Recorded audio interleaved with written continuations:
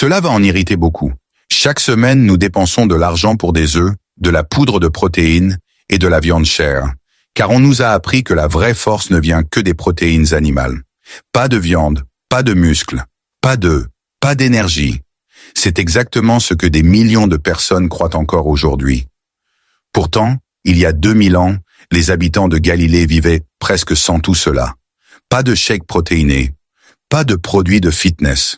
Certaines familles où elles ne voyaient pas de viande pendant des jours, et pourtant elles travaillaient plus dur que la plupart des gens aujourd'hui ne travailleront jamais.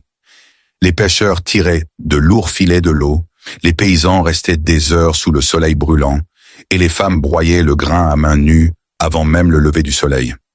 Et maintenant vient la partie dont presque personne ne parle. La principale source de protéines de ces gens n'était ni la viande ni le poisson. C'était une simple soupe.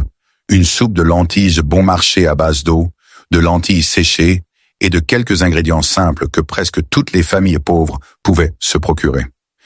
C'est cette soupe même qui maintenait des familles entières en vie. Et ce qui est fou, c'est qu'un seul grand bol pouvait contenir plus de protéines que plusieurs œufs réunis. Pas un peu plus, beaucoup plus. Les historiens appellent encore aujourd'hui les lentilles la viande du pauvre, car elles donnaient aux gens la même force que les familles riches tiraient de la viande. Force, énergie, endurance. Et ce n'est pas une découverte moderne. Les gens de l'époque ne connaissaient pas le mot protéine. Ils ne comptaient pas les calories et ne lisaient pas les tableaux nutritionnels. Mais ils savaient quelque chose que le monde moderne a lentement oublié. Si tu mangeais des lentilles, tu pouvais travailler. Sinon, tu t'affaiblissais. Plus étonnant encore, cette soupe apparaît partout dans la Bible. Les rois la mangeaient en temps de crise. Les prophètes survivaient avec elle. Et un homme a même perdu tout son héritage pour un seul bol de cette soupe. La plupart des gens lisent ces histoires sans jamais prêter attention à la nourriture qu'elles contiennent. Pourtant, c'est là que se cache l'un des plus anciens secrets alimentaires de l'histoire de l'humanité. Une recette qui nourrit les gens depuis des milliers d'années et est restée presque inchangée jusqu'à aujourd'hui. Les habitants de Galilée ne mangeaient pas cette soupe parce qu'elle sonnait moderne ou saine. Ils la mangeaient parce qu'ils devaient survivre. La viande était chère.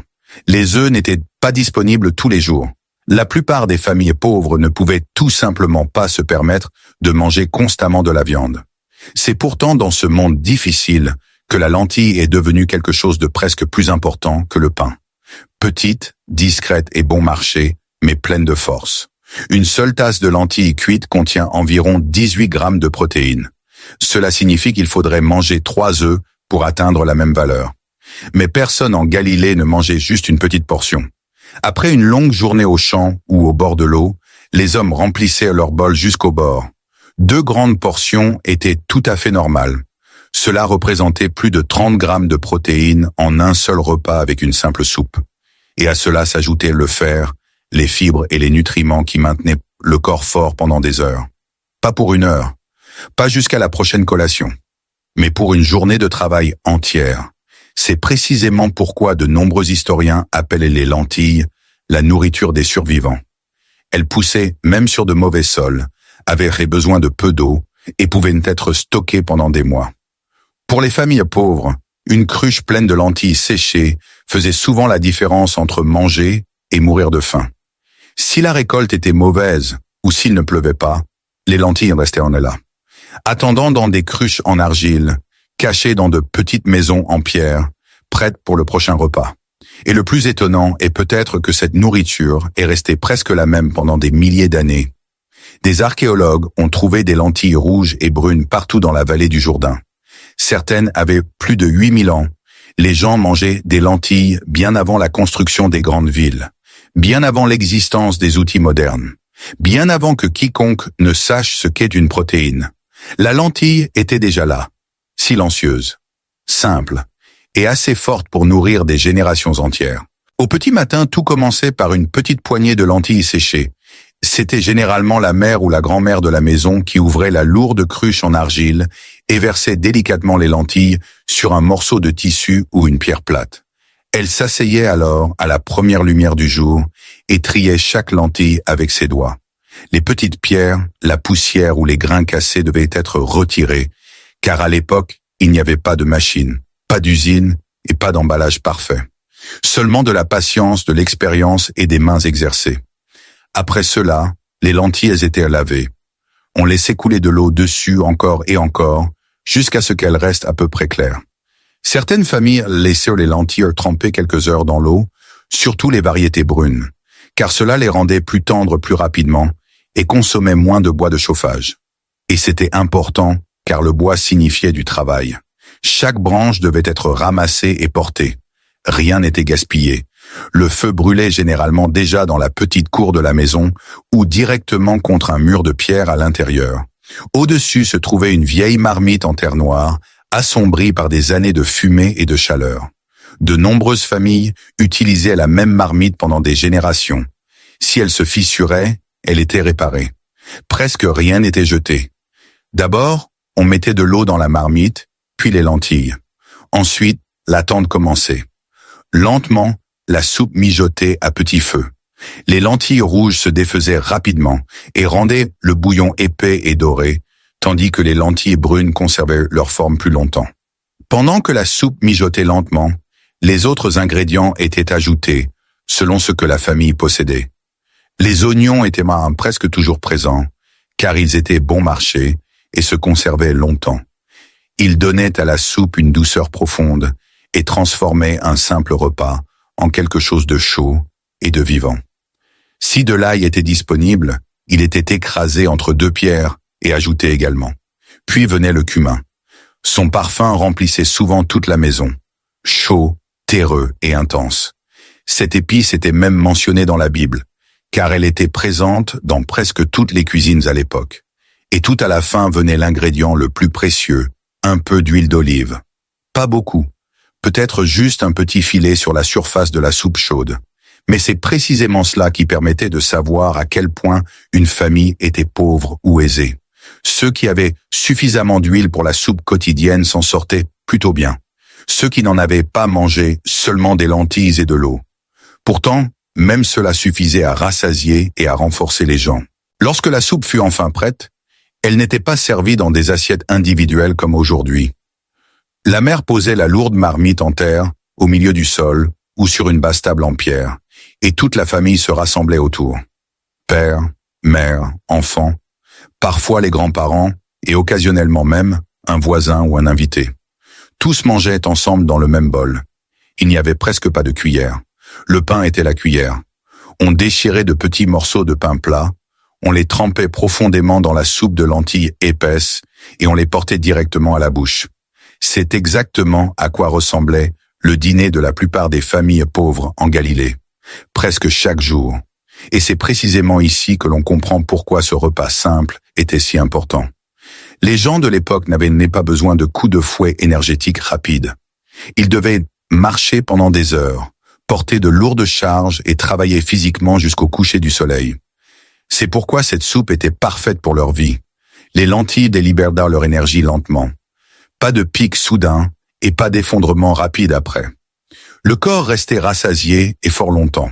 C'est exactement ce dont avaient besoin les paysans, les pêcheurs et les artisans qui luttaient chaque jour pour leur survie. À cela s'ajoutait quelque chose d'encore plus important, le fer. La plupart des gens de l'époque mangeaient rarement de la viande. Leur corps devait donc puiser sa force ailleurs. Une seule portion de lentilles fournissait plus de fer que de nombreux plats de viande. Le fer transporte l'oxygène dans le corps. Sans suffisamment de fer, on devient faible, fatigué et sans force.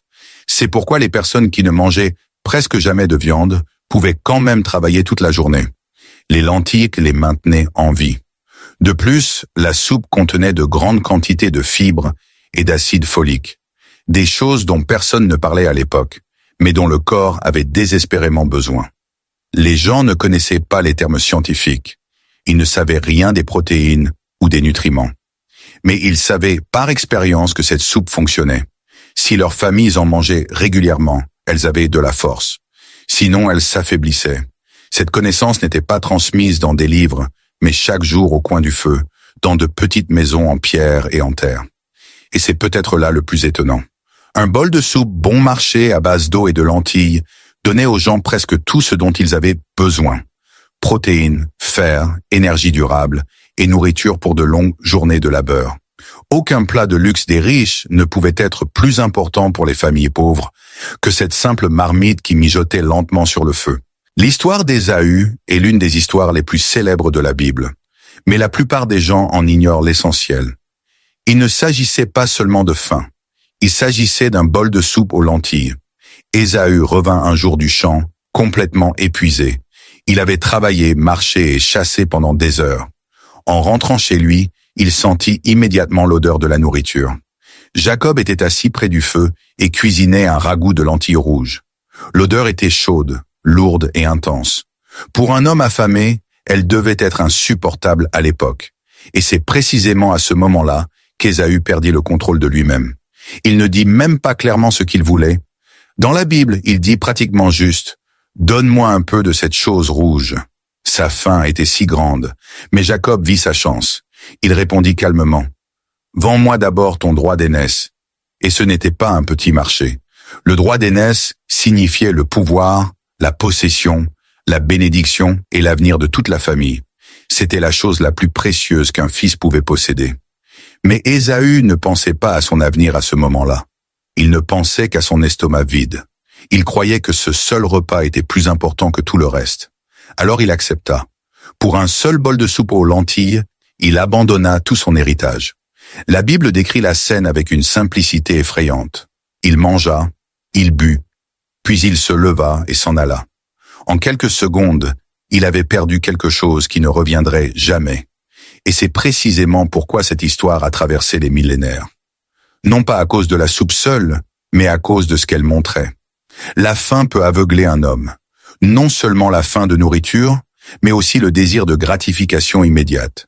Les gens jettent souvent leur avenir pour satisfaire un désir à court terme.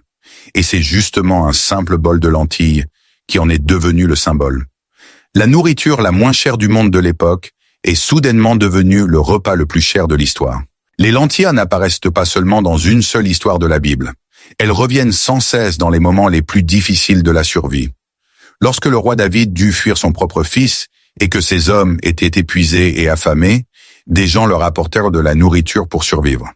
Parmi les provisions les plus importantes se trouvaient des lentilles. Pas de l'or, pas de la viande, des lentilles. Car tout le monde savait à l'époque qu'elles donnaient de la force aux gens et les rassasiaient longtemps. Même au prophète Ézéchiel, en des temps difficiles, il fut précisément prescrit ce qu'il devait manger, un mélange de céréales, de haricots et de lentilles. Nourriture simple pour l'endurance et la survie. C'est pourquoi les lentilles apparaissent sans cesse dans les textes anciens. Elles n'étaient pas un luxe, elles étaient la nourriture des gens quand tout le reste devenait rare. Et peut-être est-ce là leur vraie signification. Si des royaumes entiers, en temps de crise, faisaient confiance à la même soupe simple que les familles pauvres dans de petites maisons en pierre, alors elle était plus qu'une simple nourriture. Elle était sécurité, elle était force, elle était le repas silencieux qui aidait les gens à traverser des moments difficiles, tandis que le monde autour d'eux s'écroulait. Aujourd'hui, nous vivons dans un monde qui a rendu l'alimentation incroyablement compliquée. Partout, on voit des publicités pour des poudres, des régimes coûteux et des produits avec d'énormes promesses. Les gens comptent chaque calorie, achètent des boissons artificielles et recherchent constamment le prochain super-aliment secret. Pourtant, beaucoup oublient quelque chose que les gens avaient compris il y a des milliers d'années. Une bonne alimentation n'a pas besoin d'être compliquée. Quelque part en Galilée, il y a 2000 ans, une femme se tenait dans une petite maison en pierre, prenait une poignée de lentilles séchées, les lavait soigneusement et posait une vieille marmite en terre sur le feu. Elle ne savait rien des protéines, du fer ou des fibres. Pourtant, elle savait précisément que sa famille resterait forte si cette soupe était sur la table. Cette connaissance ne venait pas de livres ou d'études, elle venait de générations d'expérience. Et c'est peut-être précisément la raison pour laquelle cette ancienne soupe a survécu jusqu'à aujourd'hui. Elle était bon marché, simple, et pourtant assez forte pour faire traverser aux gens la faim, le travail acharné et les moments difficiles. Les mêmes ingrédients, la même préparation lente et la même force existent encore aujourd'hui, exactement comme à l'époque. Une poignée de lentilles, de l'eau, du feu et du temps. C'est souvent tout ce qu'il fallait pour maintenir les gens en vie. Peut-être que cette histoire ne change pas seulement la façon dont tu penses à la nourriture, mais aussi à ce qui rend vraiment les gens forts. Car l'un des repas les plus puissants de l'histoire n'était pas un festin luxueux. C'était juste un simple bol de soupe aux lentilles, cuisiné dans une vieille marmite en terre sur un feu doux. Et pourtant, il a nourri des paysans, des pêcheurs, des familles, des prophètes et même des rois. Avec précisément cette nourriture simple, les gens ont construit des villes, traversé des déserts et survécu à des périodes de faim et d'incertitude. Pas avec des produits compliqués, pas avec des ingrédients artificiels, mais avec quelque chose que presque tout pauvre pouvait posséder. C'est peut-être là le plus grand secret de cette ancienne soupe. Les choses les plus précieuses semblent souvent insignifiantes, jusqu'à ce que l'on comprenne pourquoi elles ont perduré pendant des générations. Et peut-être que quelque part, même aujourd'hui, quelqu'un est assis à une petite table, trempe un morceau de pain dans un bol chaud de lentilles et mange presque le même repas que les gens il y a des milliers d'années. Les mêmes ingrédients, la même chaleur, la même force tranquille. Si cette histoire t'a surpris et que tu penses soudainement différemment à la nourriture, alors partage cette vidéo avec quelqu'un qui a besoin d'entendre cela. Car parfois, les plus grands secrets de l'histoire se cachent précisément dans les choses les plus simples.